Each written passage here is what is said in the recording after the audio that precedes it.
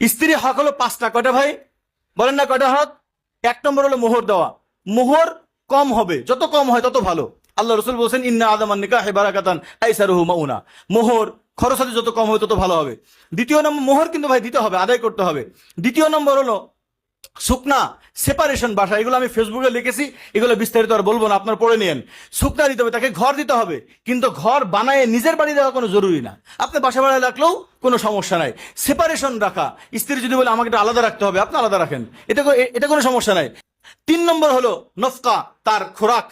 আপনি তাকে খাদ্য দিবেন, তার যতটুক চাহিদা আপনি ততটুক দেন। আপনাকে প্রত্যেক দিন ইলিশ মাছ কিনা লাগবে না, আপনাকে প্রত্যেক দিন গোশত কিনা লাগবে না, এটা হকের মধ্যে পড়ে না। বাস আপনি তাকে 3 বেলা তার পেট ভরে এমন খানা দিলেই হবে, আপনার সামর্থ্য অনুযায়ী দিবেন যতটুকু পারেন আপনি না। এরপর তার পোশাক। পোশাক মানে আমরা মনে করি কি ঈদ আসছে মানে একটা পোশাক, তা আবার 8,000 টাকার পোশাক। ভাই সতর ঢাকে মতন পোশাক তাকে সবসময় 3 সেট রাখলেই হবে। নারীর হকগুলো আদায় করা, নফকা, শুকনা এবং অসুস্থতা হলে তার ওষুধের ব্যবস্থা করা। এরপরে হলো 4 মাসে একবার সহবাস করা, এটা হক। এবং বাকি যেটুক যাবেন এটুক মুস্তাহাব।